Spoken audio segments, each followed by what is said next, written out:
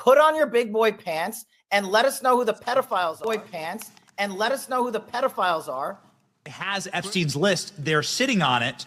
That doesn't seem like something you should do. You're protecting the world's foremost predator. That seems like an evil thing to do, regardless of who may be embarrassed in the release of that list. Why is the FBI protecting the greatest pederast, the largest scale? Why is the FBI protecting the greatest pederast, the largest scale pederast in human history?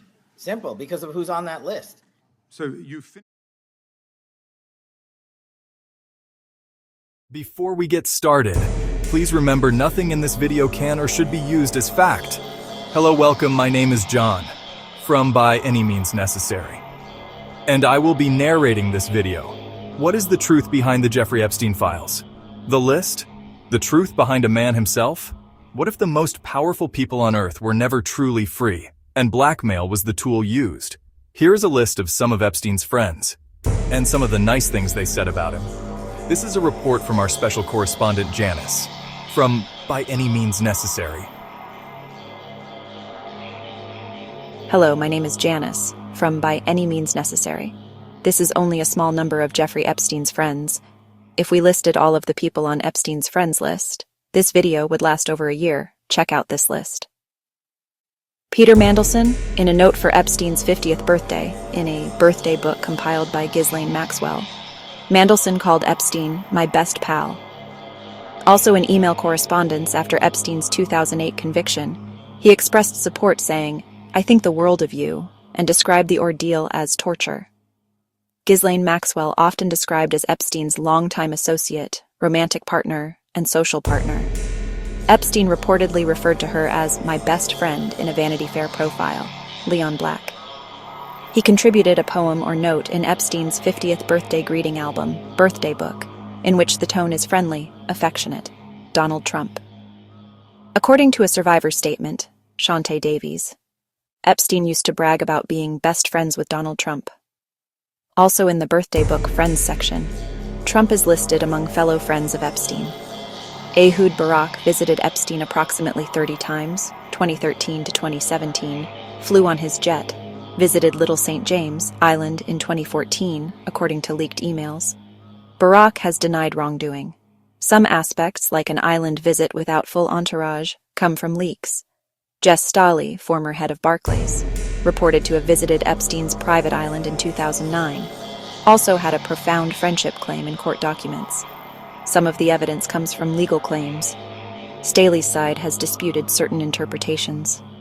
Bill Clinton listed on Epstein's flight logs for multiple flights, included among names in court documents connected to Epstein's associates.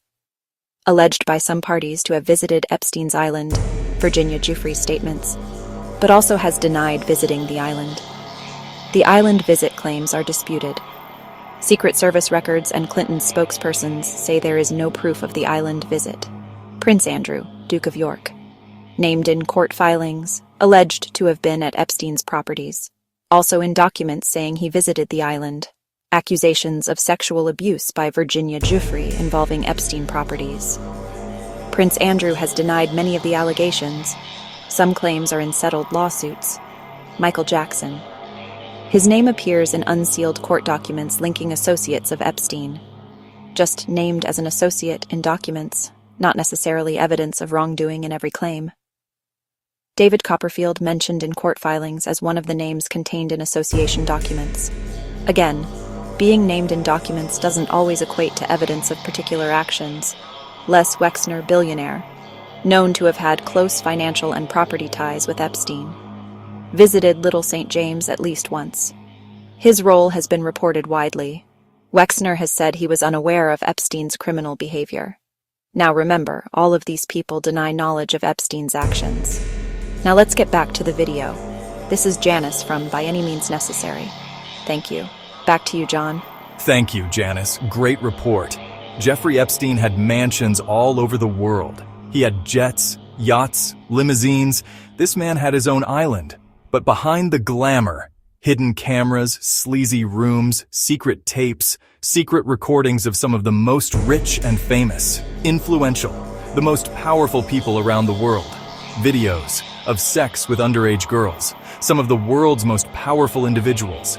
We are talking world leaders, royalty, the biggest names in sports and entertainment. Every disgusting act, every sin recorded, all in the hands of a man linked to Mossad, Jeffrey Epstein.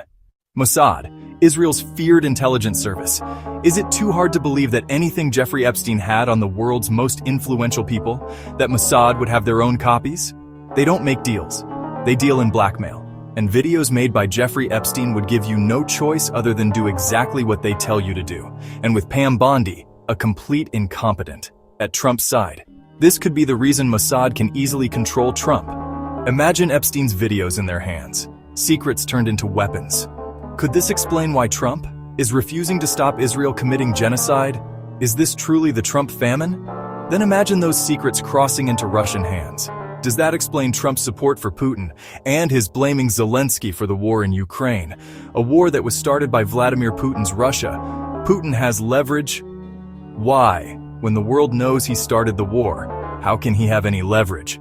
With a pathetic, weak army and a Russian economy on the floor. But Trump's still leaning toward Moscow. There has to be a reason. Trump told us he could stop the war in one day. So why on the day that Trump won the US election, why did Vladimir Putin show these naked pictures of Melania Trump on national TV in Russia? Where's the respect for the First Lady? Where's the respect for the presidency? Where's the respect for the American people? But what's the cost of the non-action and the silence from the world's most powerful man? It's thousands unalived in Palestine and Ukraine. Over 70,000 Palestinians unalived. Thousands of children, thousands of women. All innocent civilians. Unalived with American weapons. Nearly 400 journalists unalived. Never before has so many journalists been unalived in any conflict. Hundreds of aid workers unalived. And even now, the Israelis are bombing other parts of the Middle East, recently bombing Iran, and with the bombing of Qatar, just days before I made this video. Of course, don't forget Syria or Yemen. The Israelis do not allow or want any journalists reporting from Palestine. Is this because they are trying to hide the level of evil they are perpetrating upon the Palestinian civilians? The Trump famine is spreading. A famine Donald Trump could stop. Hospitals, schools, residential buildings reduced to rubble.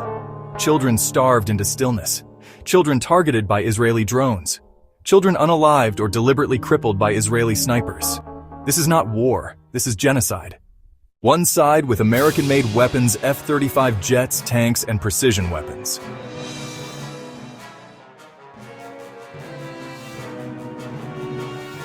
The other side, no air force, no navy, no defense, abandoned by the British, and left in the hands of the Israelis, the world's most violent people. And now, the Palestinians are a people trapped, unarmed, fighting hunger with empty hands. The world should be ashamed of the 8 decades of apartheid. And the world knows it. So why does the world allow this to happen? Israeli and international human rights groups call it what it is, genocide. South Africa call it genocide. Ireland call it genocide. Amnesty International call it genocide. Millions of people around the world call it genocide. Millions of people march every weekend calling for the genocide to stop. Here's a statement from Amnesty International on the genocide. That is taking place in Gaza. Brought to you by our special correspondent Janice, at By Any Means Necessary. Welcome. My name is Janice, from By Any Means Necessary. Here is what Amnesty International had to say. Amnesty International investigation concludes Israel is committing genocide against Palestinians in Gaza. Amnesty International's research has found sufficient basis to conclude that Israel has committed and is continuing to commit genocide against Palestinians in the occupied Gaza Strip, the organization said in a landmark new report published today. The report. You feel like you are subhuman. Israel's genocide against Palestinians in Gaza documents how, during its military offensive launched in the wake of the deadly Hamas-led attacks in southern Israel on the 7th of October 2023, Israel has unleashed hell and destruction on Palestinians in Gaza brazenly, continuously, and with total impunity. Amnesty International's report demonstrates that Israel has carried out acts prohibited under the Genocide Convention, with the specific intent to destroy Palestinians in Gaza. These acts include killings, causing serious bodily or mental harm, and deliberately inflicting on Palestinians in Gaza conditions of life calculated to bring about their physical destruction. Month after month, Israel has treated Palestinians in Gaza as a subhuman group unworthy of human rights and dignity, demonstrating its intent to physically destroy them, said Agnes Callamard, Secretary General of Amnesty International. Our damning findings must serve as a wake-up call to the international community. This is genocide. It must stop now. States that continue to transfer arms to Israel at this time must know they are violating their obligation to prevent genocide and are at risk of becoming complicit in genocide. All states with influence over Israel, particularly key arms suppliers like the USA and Germany, but also other EU member states, the UK and others, must act now to bring Israel's atrocities against Palestinians in Gaza to an immediate end. Over the past 2 months, the crisis has grown particularly acute in the North Gaza Governorate, where a besieged population is facing starvation, displacement, and annihilation amid relentless bombardment and suffocating restrictions on life-saving humanitarian aid. Our research reveals that for months, Israel has persisted in committing genocidal acts, fully aware of the irreparable harm it was inflicting on Palestinians in Gaza. It continued to do so in defiance of countless warnings about the catastrophic humanitarian situation and of legally binding decisions from the International Court of Justice, ICJ, ordering Israel to take immediate measures to enable the provision of humanitarian assistance to civilians in Gaza, said Agnes Callamard. Israel has repeatedly argued that its actions in Gaza are lawful and can be justified by its military goal to eradicate Hamas. But genocidal intent can coexist alongside military goals and does not need to be Israel's sole intent. And that ends this statement from Amnesty International. Now back to you, John. Thanks, Janice. Another great report. Amnesty documents the deliberate destruction of Gaza's health system. There must be a reason the world's most powerful man is standing by and watching this happen. Doctors detained or unalived, hospitals bombed, leveled to the ground, children suffering food starvation, aid being blocked by the Israelis in a deliberate attempt to starve the Palestinian people. This isn't collateral damage, it is policy. Is this truly Mossad blackmailing Donald Trump? Donald Trump dreams of the Nobel Peace Prize, but peace is not won with speeches and lies, not with claims that you have stopped 7 wars. When the world knows that's not true, it begins with real action. Telling the truth, calling out Israel for what they truly are, not fantasy stuff that you have made up. If Trump wants the Nobel Peace Prize, then he must order Israel back to the 1967 borders. Demand the return of Palestinian refugees. Donald Trump can end the genocide and end the apartheid. But Donald Trump has surrounded himself with complete incompetence. Kash Patel and Pam Bondi, people who are so unqualified for the roles they're in. Before Trump won the election, Kash Patel was exceptionally vocal about the Epstein files. Just watch this. Put on your big boy pants and let us know who the pedophiles are. This is way off the topic, but who has Jeffrey Epstein's Black Book? Black Book? FBI. But who? That is, I mean, Oh, there's... that's under direct control of the director of the FBI. All right, so you were sworn in as director more than 200 days ago. Now the Black Book is under your direct control. So why haven't you released the names of Epstein's co-conspirators in the rape and sex trafficking of young women and girls?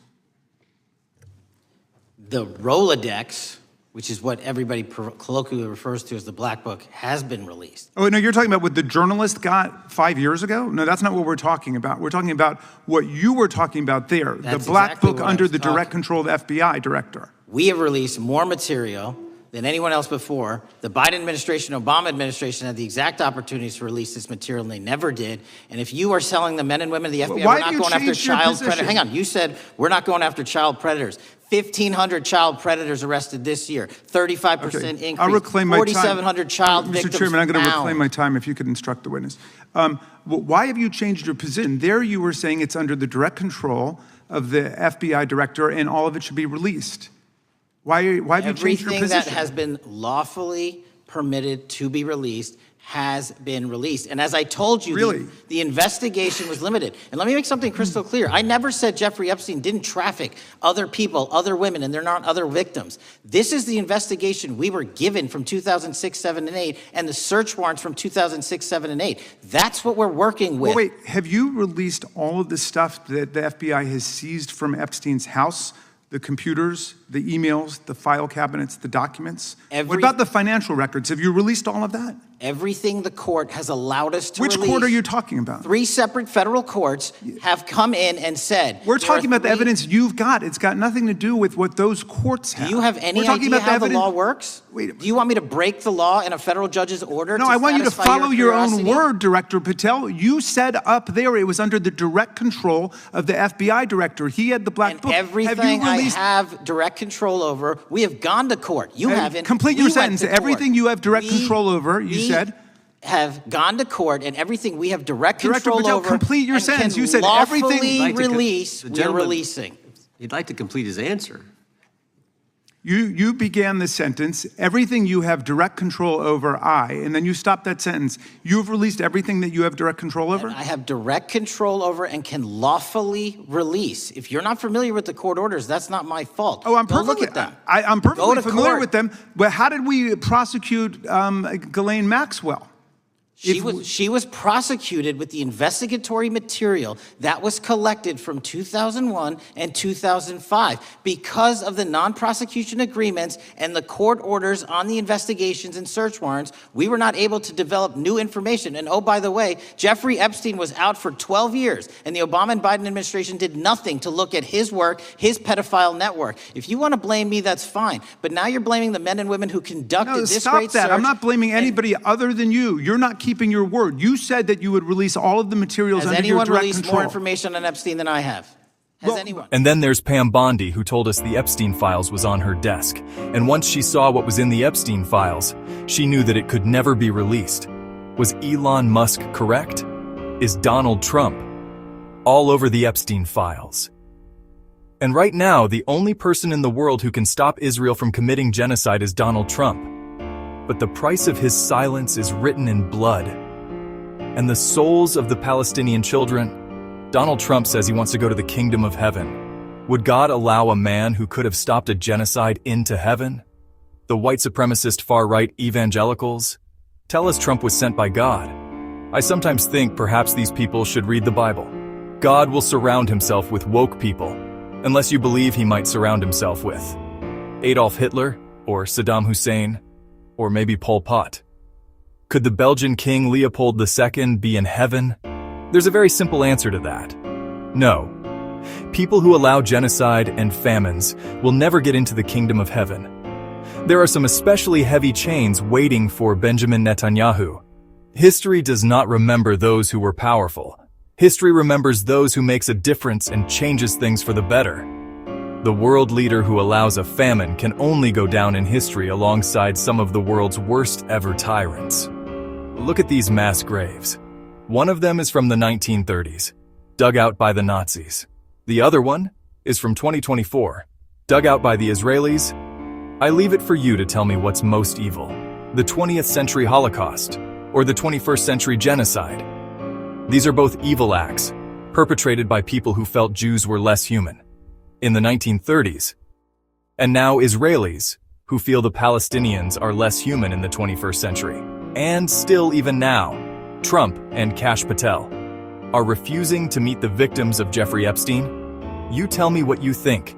Could it be the hand of Mossad controlling Trump, even when it comes to genocide and the man-made Trump famine? These are crimes against humanity. Why wouldn't the world's most powerful man stop it? Could it have something to do with the Polaroid pictures Jeffrey Epstein showed Michael Wolff of Donald Trump with underage girls? Now that sounds like Mossad's dream.